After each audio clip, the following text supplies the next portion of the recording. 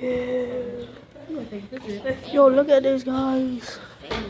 Yo. Now, while we're in here, In the real life mansion. Outside of the museum, so we can't touch anything, we can't lean on anything, and we definitely shouldn't run or yell while we're in here, okay?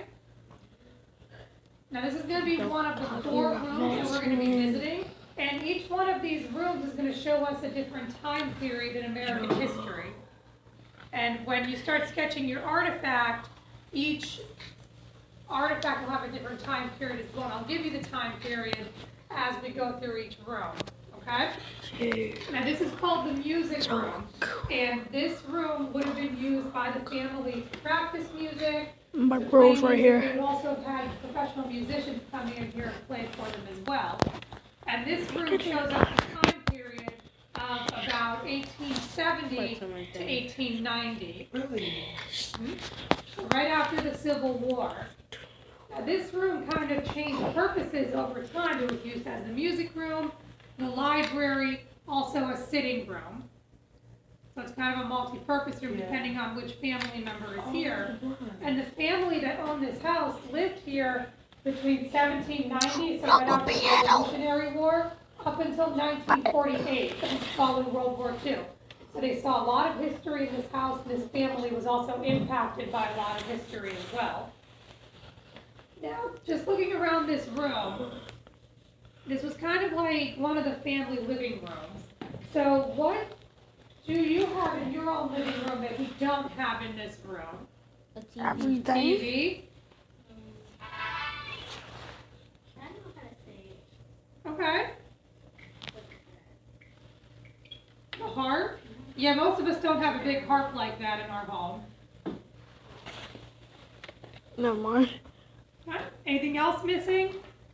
Electricity. Electricity. So without electricity, we don't have TV, video games, the internet.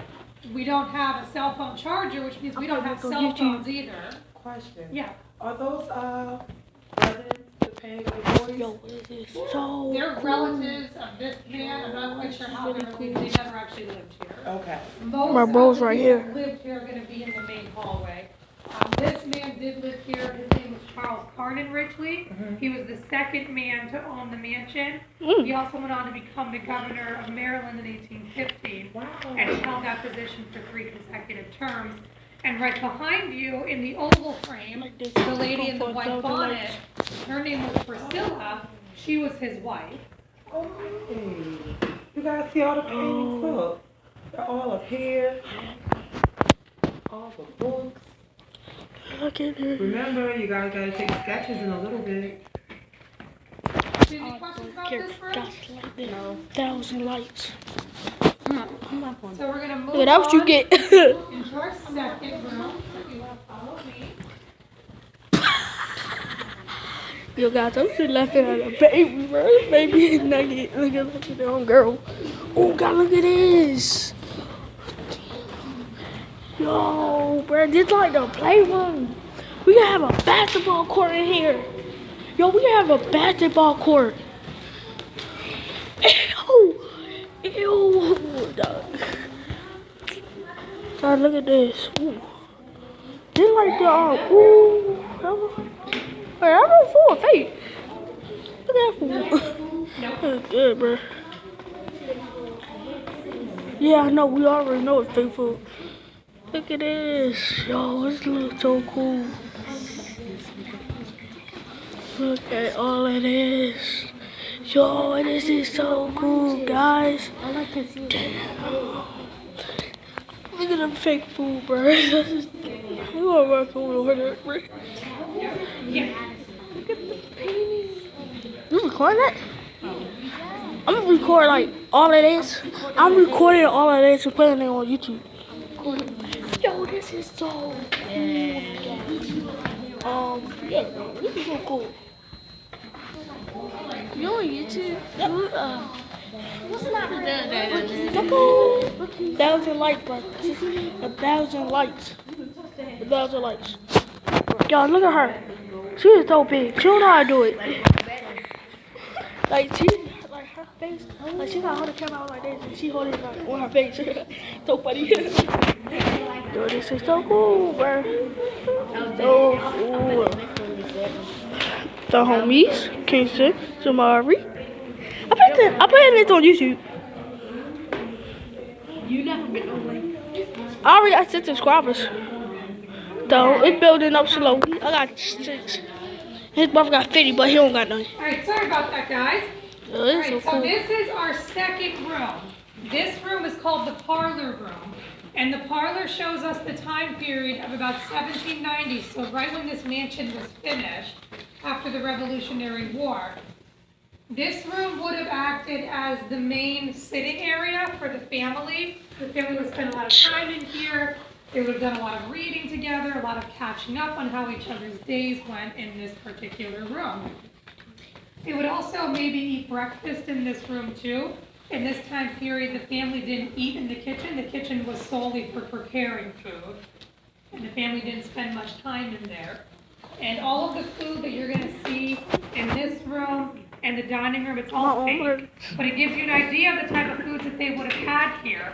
Some of them look familiar, like the oranges and the biscuits and the cake. Other things, maybe not so much, like the fruit cake and the oysters. But being in Maryland, maybe the oysters. That's okay, you can grab that.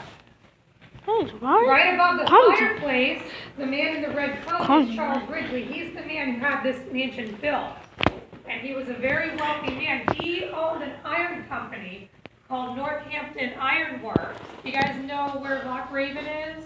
Yo, Yes, Maya. Yeah? I can see them out the window. Located in Loch Raven. So that gives you an idea of how much property this family owned too. So he Dang. made a lot of money Thousands during the like, American bruh, thousands Revolution likes. when he made cannons and cannonballs for the army. So at the end of the war, he had more money than George Washington and Thomas Jefferson combined. He had a lot of wealth.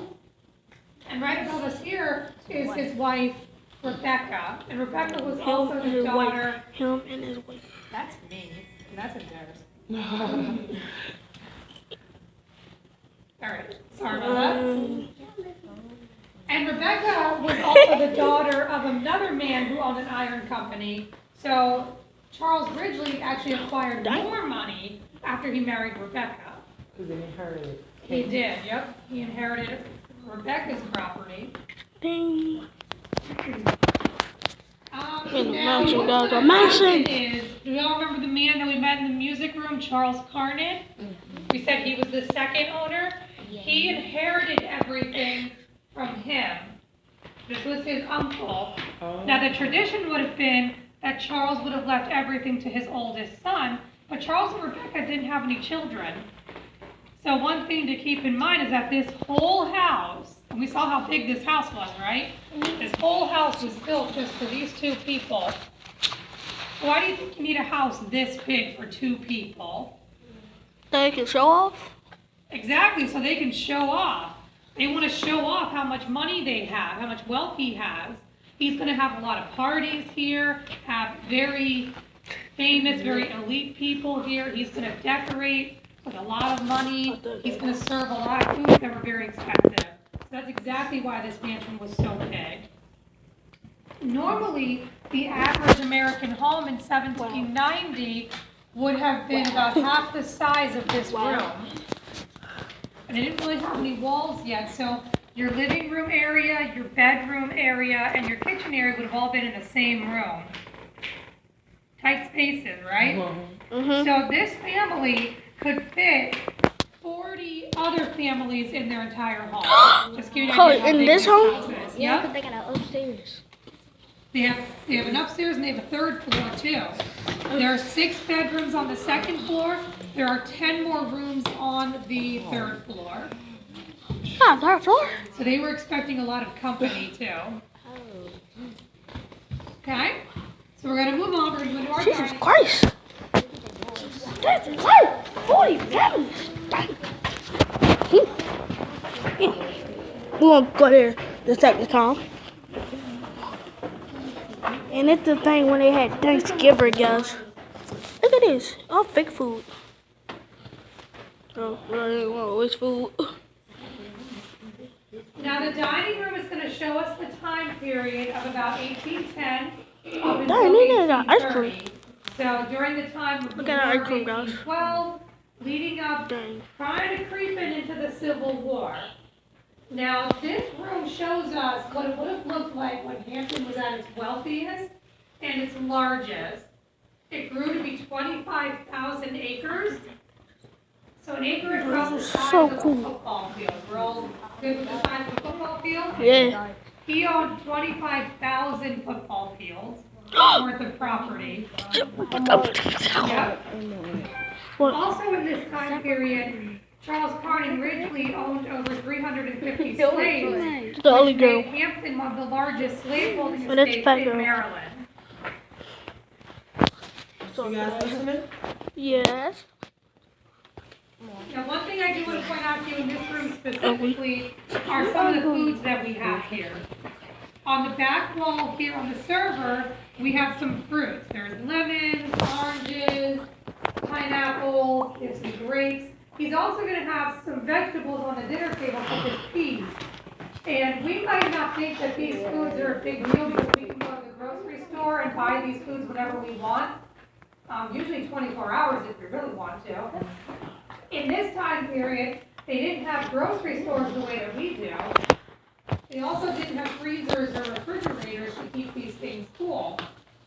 And the closest place where he could buy all of this stuff was in Baltimore. And at this time, before we had paved roads and cars and highways, it took about 7 hours to get from here to Baltimore. It's a long time. So Mr. Ridgely had to have the money to pay somebody to get to Baltimore, to buy the fruits, and then when he gets back here, he has to store the fruit somewhere, right? Can't you get my phone? The white building that you're gonna go to at some point today was the orangery. And the orangery was used as a greenhouse to keep these fruits really warm. But get it. He's also gonna have an ice house right out front, which you can also check out while you're exploring the grounds a little bit Get later. that? And the ice house was dug Hey, what's the matter? underground. Give me a And pencil. as you can imagine, it was Here, really pencil box. cold down there. So they're gonna store ice underground. And they're gonna be able to have ice here through all year round. Which means they can have ice cream here all year round too. Who doesn't like ice cream, right? Ice cream's good, right? So this family was able to have these luxury goods here all year round. George Washington, our first president, really liked ice cream. And we know this because he kept some diary entries where he got pretty excited when he got ice cream once or twice a month. This family had ice cream all year round.